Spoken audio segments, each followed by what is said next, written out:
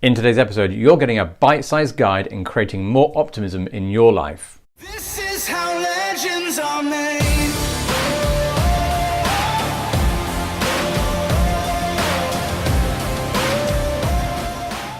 Hi there, and thanks for joining me on today's episode. I hope you're doing super well wherever you are. Today is about giving you a guide on how to create or generate optimism, or at least help you increase it, or if you find that you're more pessimistic as a person or more negative in your thinking, give you a fantastic guide how it's going to take you out from where you are and give some real help and tools to get you to feel more optimistic. So why is this important? Why is optimism so amazing? I think the thing to be really clear about as a disclaimer first is that it's not about ignoring problems. It's not about pushing aside overwhelm, anxiety and stress and believing they're not there. That's absolutely not what this is about. Optimism is about accepting that we have problems, accepting that they happen, and then saying, well, what can we do about this? How are we going to again resolve it? How are we going to solve it? And that's the approach that optimism brings. It's so important because the way we kind of feel or how we react to things obviously informs how we feel. And how we feel informs our decisions, and it becomes that loop. And if we're feeling negative or pessimistic or feeling there's no hope, well, how often we hear it, but it's true. You get what you wish for. You do engender more of maybe negativity or things looking more hopeless than possibly they really are. So your viewpoint is going to be filtered by this, and it's about just changing that filter, making it more useful. Because on the other side of it is creating optimism, is seeing opportunity, seeing possibilities and creating a difference and finding the solutions that can actually take you out of this crappy place you may be feeling you're in and taking you to somewhere which is at least moving forward and hopefully to make things better for you. So that's the why. It's pretty critical, and this kind of came out for me that from kind of doing sessions recently, particularly with schools actually, about if I could extract one part myself, what could I give to somebody else that would be really the most useful? And obviously the little nuances and little details which are very specific. Yes, you can help with people with certain things, but as a general, how could I help as many people as possible with as small, as simple a tool as possible? And this is the one that came to me. If I'm able to do anything at all, the ability to see things from a multiple perspective is so important. That it's the one key that will take you where you want to go. It really will just help you look at things in a broader way, look at, and invite solutions and invite creativity rather than inviting any negativity. It's like to a salad bar. If you're only looking at the tomatoes, all you're going to see is tomatoes. And yes, they're nice enough and they maybe fulfill you to a degree, but you're missing out on 15, 20 other things which could also be absolutely amazing and maybe potentially healthier. And that's the opportunity that optimism gives us to see more things that we can then move on. We're eating, we're fed, and we crack on with what we want to do rather than complaining that there's only one type of food to eat. I hope that makes sense. So that's my why. That's why this guide is going to be so important. So how are we going to deliver on this amazing idea?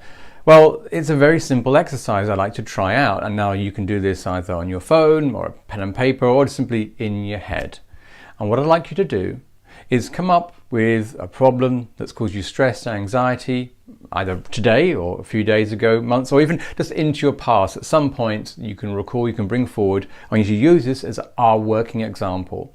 And the idea is I want you to really get clear on that time or how it's feeling now or how it felt then. Get a real understanding of what it was that was causing you that anxiety and overwhelm. Next, what I'd like you to do is just begin to ask yourself this one question. How could this be a positive situation? What could I take from this that could be positive? What could I do that actually is a good thing?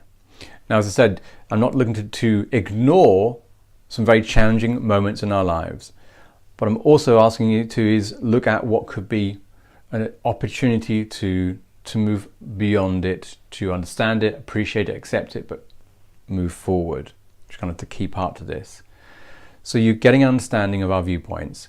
I'd like to ask yourself that question again and again. How else could I see this in a positive light? What's the benefits here? What's it giving me that I don't have in a good way? And if you're struggling with that, try this. If it's with a person, for example, or a group of people, I'd like you to make a note, below this headline of the problem, how that person could be seeing it. I want you to explore maybe how other people are seeing it, not through your eyes, but through theirs. And just practice seeing it through different viewpoints. Now, if that's not working for you, or maybe the situation isn't to do with other people, go to a director's point of view. Be a director of the scene that you're in, and imagine what the director may see, what they could be thinking, and how they're seeing you as their actor or character. Note these things down. The exercises, both these 2 points of being in a second position, third position, or looking to note down all the positives that could come from or have come from a situation, it's just about exercising that muscle. I really want you to not just read or watch this, I want you to be able to actually go and practice it. You're not going to go and get muscles from reading a book about gyms. You have to go to the gym to get the muscles. So you're going to have to go and practice this. The more we can get into the habit of seeing a situation from multiple perspectives, or asking ourselves, how could this be a good thing? How do I make this to be a good thing? What are the benefits for me in here? We're back to having healthier choices for our minds. Because once we have more selection, back to the idea of how we react, our feelings, our emotions, then what turns into decisions, we're going to make healthier decisions for ourselves. And let's get to the point where you do this on a regular basis, where you're asking yourself, well, what's the benefits here? What's the positive things? You'll do this on a regular basis so that when a situation does occur, you'll see it in a variety of ways and choose one which is the most healthiest for you to achieve what you want to. So please try out this guide, try out the exercise, and let me know in the comments how you get along. And as always, I think this kind of guide can be so beneficial to so many people. You never know when someone needs that help to kind of kick them out of some negative thinking. So please share this with your friends and family or people in your community who think they get some benefit from it. But other than that, I hope you're doing fantastic well wherever you are. I'll catch you next time. This is how legends are made.